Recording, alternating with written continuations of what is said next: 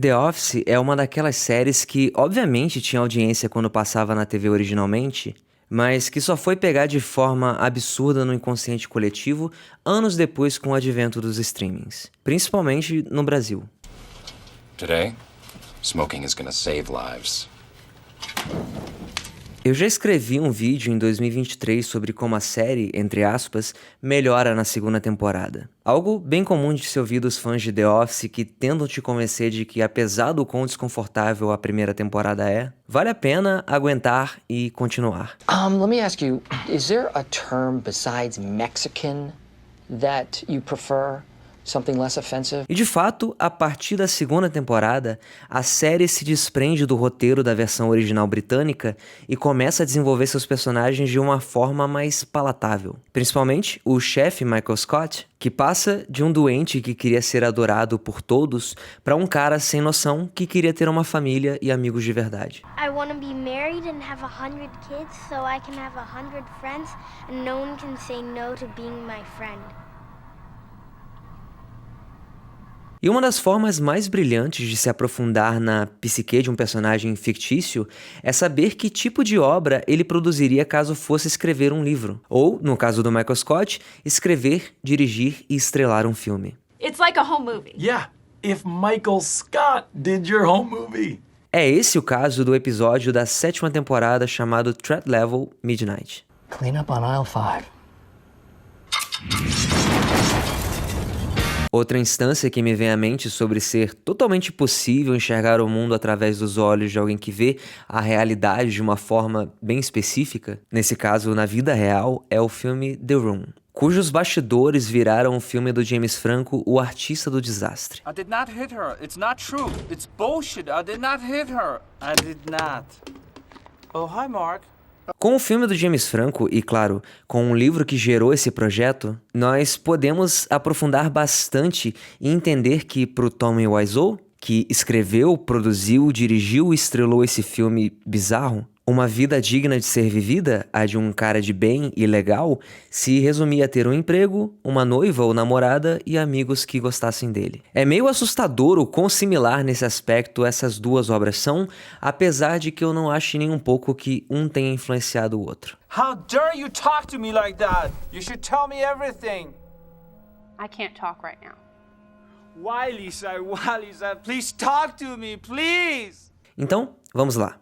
Esse episódio é escrito pelo BJ Novak, que interpretava o Ryan e era um dos principais roteiristas da série. Eu descobri, através do podcast da Diana Fisher e da Angela Kinsey, o Office Ladies, que originalmente a ideia do BJ era de que o episódio inteiro fosse apenas o filme. Mas isso quebraria a estrutura de documentário que a série inteira carrega e, sinceramente, além do próprio roteirista admitir que é muito feliz de ter sido convencido a ir pro outro lado, esse é um dos episódios mais importantes pro arco de amadurecimento do chefe desse escritório. Because if I don't have this, what do I have? I have nothing.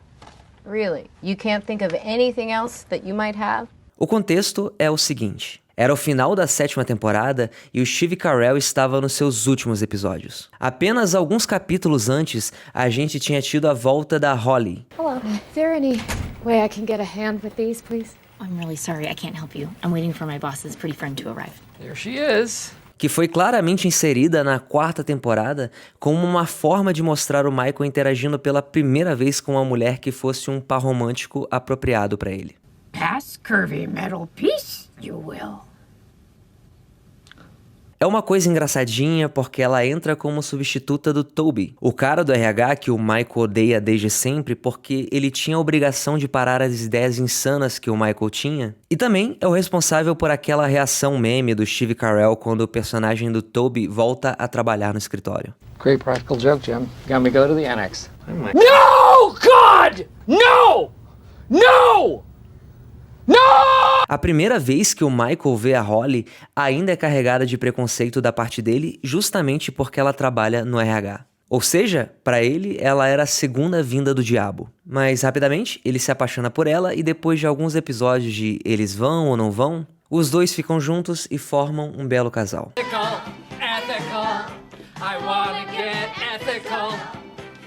O problema é que ela é designada a outra franquia da Dunder Mifflin E a gente ganha mais um daqueles momentos mega desconfortáveis pra um personagem terceiro. Nesse caso, o coitado do Daryl, que tava dando uma carona pra ela na mudança e é obrigado a presenciar a realização dos dois de que não ia funcionar um relacionamento à distância e que, infelizmente, eles teriam que terminar ali. Com Michael perdendo o que era claramente o amor da vida dele pelas circunstâncias da vida. Don't make it harder than it has to be. I'm going to make this way harder than it needs to be.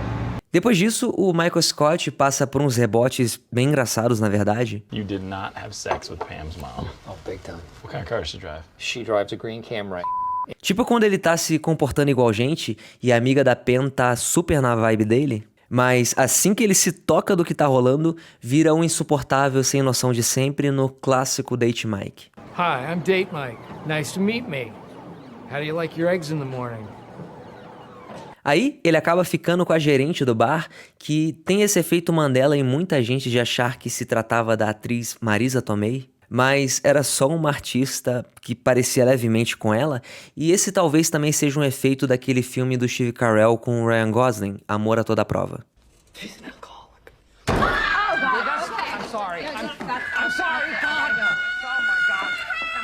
Na quinta temporada, o Michael e a Pen estão viajando por várias franquias da Dunder Mifflin porque, de alguma forma, a franquia de Scranton, onde os nossos protagonistas trabalham, é a mais lucrativa de todas e a mais eficiente. Quando eles chegam onde a Holly trabalha, ela não tá lá por causa de um retiro, mas a secretária fala que se fosse urgente mesmo, eles poderiam falar com o AJ, o namorado dela, o que deixa o Michael completamente devastado. O Toby, que já estava de volta, avisa que vai ter que se ausentar do trabalho por algumas semanas ou talvez mais tempo, porque foi escolhido no júri do caso do estrangulador de Scranton. It's a really big deal.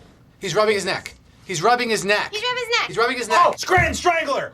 Que posteriormente ganhou uma mini saga na 9ª temporada, quando eles estavam atirando para todos os lados com tramas esdrúxulas. Mas o importante mesmo é que isso faz o Michael se encher de esperança. Numa vibe bem Date Mike e também exagerar como ele sempre faz. Com a total certeza de que o amor da vida dele vai voltar a trabalhar no escritório dele e se apaixonar por ele novamente. I honestly think you're idealizing people here again, Michael. I don't think that's gonna happen. O problema é que logo o Michael descobre que ela ainda tá namorando o AJ e, pior ainda, tá num relacionamento à distância. Well, I was told that Holly would be here single and ready to date. Who told you that? Nora Ephron, in every romantic comedy ever made. Uma das cenas mais engraçadas dessa sequência é com a Erin, a recepcionista que vem substituir a Pen quando ela passa a ser do time de vendas e que desenvolve uma relação de pai e filha com Michael Scott por ser muito parecida com ele e também por sempre ter tido essa carência familiar quando a Holly tenta ir atrás do Michael. No. O Michael até parece estar se comportando como gente e ter aceitado os fatos, cumprimentando o namorado dela de forma anormalmente de boa, mas... I am dead inside. Pra resumir essa relação dos dois, ela acaba terminando com o namorado que não queria pedir ela em casamento, e depois de mais alguns episódios de eles vão ou não vão novamente, eles ficam juntos e o próximo episódio tem umas cenas hilárias deles se agarrando no escritório, mas acho que já me estendi bastante no que era pra ser apenas um contexto do episódio no título. Thank you all for meeting on such short notice. Yes. Essa relação é importante porque, com a saída do Steve Carell da série, o personagem do Michael Scott, que tinha passado por essa evolução de caráter meio devagar, mas que tinha acontecido, finalmente ia começar uma família. Mas antes, é claro, a gente ia receber o Threat Level Midnight, que é um retorno ao 7º episódio da 2ª temporada, O Cliente, onde o Michael e a Jen levam um cliente muito importante pro Chili's e ele fica se comportando como um insuportável de sempre, mas no fim surpreende até a própria chefe fechando o negócio de forma sutil e muito bem feita. É também um episódio em que os dois ficam pela primeira vez, mas o que essa trama principal acaba ofuscando é que é nesse ponto que descobrimos pela primeira vez sobre o roteiro do filme que o Michael estava escrevendo, que era apenas uma piada, mas acabou virando um filme de verdade que você pode assistir no YouTube completo ou em grande parte dentro desse episódio em si. E antes de entrar nisso, eu só queria falar um pouco sobre algo que é muito importante pra mim. Oi, não pula essa parte, porque não vou falar de nenhuma marca, não é propaganda de nada. Eu só gostaria de falar de algo muito importante pro meu trabalho aqui no YouTube. Vocês devem saber muito bem que se eu ou a maioria das pessoas que faz vídeos pro YouTube pra ganhar vida for tentar depender de algoritmo, da boa vontade dele, de monetização, a gente vai, morrer de fome. E eu tô tentando voltar ao meu ritmo, mas tá um momento meio complicado, assim. Então, se você gosta do meu trabalho, além de se inscrever, dar um like, deixar um comentário e compartilhar com seus amigos, eu diria que tem outras formas de me apoiar aqui. E a principal delas é conhecer e comprar meus livros físicos em pessoal e de verde e amarelo. A maior parte de vocês sabe, mas além de escrever, gravar e editar esses vídeos que eu faço pro YouTube, eu também já publiquei 2 livros, estou prestes a publicar o terceiro, inclusive quem já comprou vai receber, não se preocupe. Mas o Impessoal e o de Verde e Amarelo estão em pronta entrega nesse momento com frete grátis para todo o Brasil. O Impessoal, que sem dúvidas é o que mais conecta com as pessoas, que vendeu o triplo de cópias do de Verde e Amarelo até agora, pelo menos, é um drama em primeira pessoa sobre vícios, arrependimentos, relações, autossabotagem. É realmente um drama bem interessante. E além disso, eu vou deixar o link na descrição para vocês ouvirem o audiodrama do primeiro capítulo dele, para poderem conhecer a história, entrar na vibe talvez, né? Ele custa R$65, tem frete grátis para todo o Brasil e acompanha marca-página e adesivinho da Fleabag, enquanto durar os estoques do adesivo, porque tá acabando já. Mas eu gostaria de falar mesmo do de Verde e Amarelo, porque eu sinto que eu falei tão pouco dele no canal, que ele sempre ficou muito atrás do Impessoal na questão de procura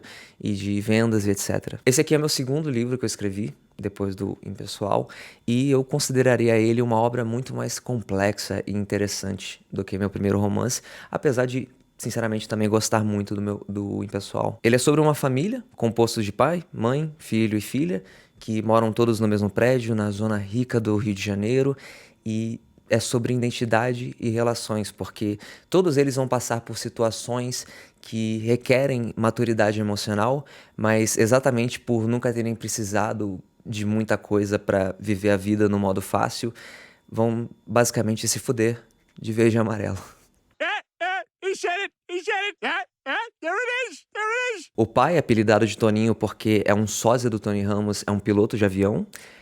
A mãe tem uns 20 anos a menos que ele, foi criada de maneira humilde e se casou muito jovem e é muito religiosa, evangélica no caso. O filho é um incel viciado em pornografia que vai se apaixonar por um catfish, que é uma das coisas mais interessantes que eu já escrevi, pra ser sincero. E a filha, a Aninha, tem um relacionamento de anos, mas começa a se sentir estagnada e cai na pilha errada das amigas de faculdade, termina o namoro e vai viver aventuras, mas obviamente vai se arrepender. Pra comprar qualquer um dos dois, ou os 2 livros juntos, é só mandar uma mensagem no meu Instagram ou no meu Twitter e falar diretamente comigo, me mandar o endereço, e a venda é por Pix, o envio é por Correios. O DVA é R$75 e novamente qualquer um dos 2 ou os 2 juntos tem frete grátis para todo o Brasil. E como eu tomei esse tempo anormal para falar da importância do apoio de vocês pro meu trabalho aqui no YouTube, eu também vou deixar meu link aqui, petersfelipe@gmail.com, para novamente quem quiser, tiver vontade de contribuir de uma forma mais direta. E é isso. Muito obrigado por ter me ouvido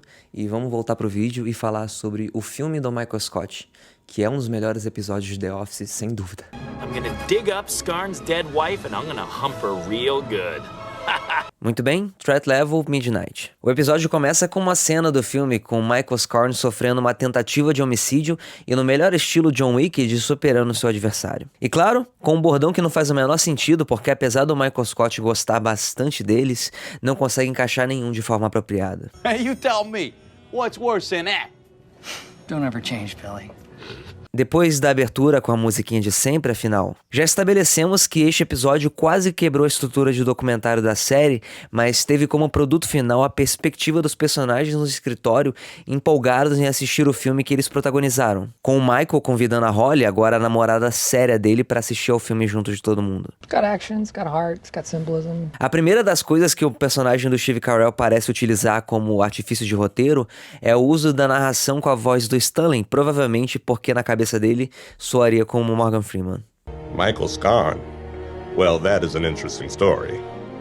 Outra coisa muito engraçada é como pro Michael Scott, os jogos de All-Star são os eventos mais grandiosos que ele pode imaginar. Quando que meio que ninguém liga pra isso desde os anos 90 e um jogo de playoff, por exemplo, é muito mais relevante. Mas é uma forma dele se associar com as estrelas de maneira indireta, muito similar com o Tommy Wiseau, pra falar a verdade. I cannot tell you, it's confidential. Oh, come on, why not? No, I can't. Anyway, how is your sex life? O Michael Scarn começa o filme na cama, de ressaca, e é acordado pelo mordomo robô dele, interpretado pelo Dwight. Dwight does not play a robot. O próximo personagem a aparecer no filme é o Daryl, que interpreta o presidente, e eu acho que essa é a primeira vez na série que a gente vê ele completamente barbeado, mas talvez seja só impressão minha. Ele recruta o Michael Scarn para impedir o Golden Face, o vilão que quer explodir um estádio no Jogo das Estrelas, e esse é um dos momentos mais engraçados do roteiro pra mim, porque o personagem do Michael Scott diz que vai jogar uma moeda pra se decidir, mas vai fazer melhor de 7 e prossegue em tirar cara ou coroa 7 vezes sem corte nenhum. Heads. Tails. Enquanto isso, a Pen, o Roy, o Kevin, a Kelly e o Toby, principalmente, estão sendo feitos de refém pelo Golden Face, interpretado pelo Jim, que pegou o papel para impressionar uma recepcionista que vai permanecer anônima. Escrever isso agora me fez soltar uma risadinha sobre aquele meme icônico de quando os fãs de The Office assistiam um cara fazer bullying com um colega de trabalho autista dele para impressionar uma garota que tá noiva de outro cara. Just one problem with that. Scarn didn't know a hockey stick from a Slim Jim. Essa coisa do Michael Scott jogar hockey vem do episódio do aniversário dele na 2ª temporada, onde a gente descobre que, não ironicamente, ele patina muito bem, então, naturalmente, ele incluiria uma cena Karate Kid, onde ele pudesse fazer uma montagem malhando e treinando e mostrar que sabe patinar bem, igual uma criança mesmo. Uma coisa engraçada que eu não tinha parado pra pensar é a justificativa para esse filme fictício ser tão bem filmado. Afinal, o roteiro e as atuações são propositalmente ruins, mas o trabalho de câmera é muito bom. No podcast das duas atrizes que eu já mencionei, a Jenna Fischer dá a teoria que ela sempre teve na cabeça dela, onde o Michael Scott, ao longo dos anos, ficou amigo dos cameramen que gravavam o documentário e de alguma forma eles aceitaram ajudar ele nessa loucura toda, mas isso nunca fica explícito no texto em nenhum momento. Nem quando eles metem o louco do Brian, o cara do som. So someone needs to shut you up. Hey! Whoa! Easy! Em seguida, o Michael Scarn vai participar de uma corrida no gelo, porque, dentro desse roteiro, uma pessoa normal que vencesse essa competição teria o direito de entrar no Jogo das Estrelas jogando, alguma coisa assim. Também estão nessa corrida o Oscar com esse colã, que é hilário, e o Golden Face disfarçado. Oh, I wasn't trying to kill you. I was trying to slow you down. Em mais uma demonstração de não entender muito bem o que constitui um herói tradicional de ação, o Michael Scarn se vê obrigado a matar o personagem do Oscar que tinha vencido a corrida para poder pegar a medalha como bilhete de entrada, e é uma cena bizarramente brutal. A parte seguinte tem uma versão bem estendida no filme que tá completo no YouTube, mas sinceramente eles acertaram muito em abreviar essa parte no episódio que conta com a Jen, ex-chefe e ex-namorada do Michael, que protagoniza o Dinner Party, o episódio mais inacreditavelmente engraçado de The Office. I guess that makes me the devil. You are! She is! You shouldn't joke about that. Essa é uma das instâncias de personagens que já não estavam mais presentes na série, mas que voltaram porque faria sentido diegeticamente que, em algum momento, o Michael convenceu eles a gravarem uma cena pro filme, que tá sendo feito há 11 anos, afinal de contas. O papel do Cherokee James, por exemplo, interpretado pelo Creed Bratton, era pra ter sido do Idris Elba, que aparece na 5ª temporada na saga da Michael Scott Paper Company, mas ele não pôde comparecer nas gravações e, diegeticamente, esse seria o que faria menos sentido ter aceitado participar desse filme. I am aware of the effect I have on women. A personagem da Jen, obviamente, tá cantando porque ela nunca perde uma oportunidade de mostrar a voz. Excuse me, could I get some more water? No. Finished his movie. No kidding. Wow, that's great.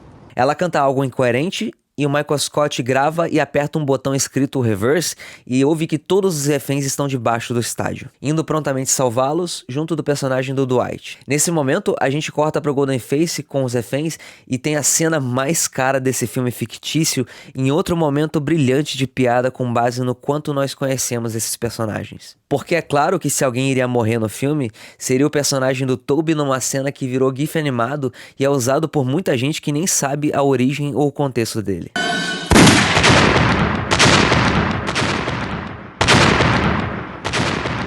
No que é um momento com um subtexto meio deprimente, o Golden Face revela que a bomba tá no disco de rock e o Michael Scarn tem vários flashbacks da esposa falecida dele, que se chama Catherine Zeta-Jones. E esses flashbacks são tão coerentes pra um cara que só teve relações bizarras.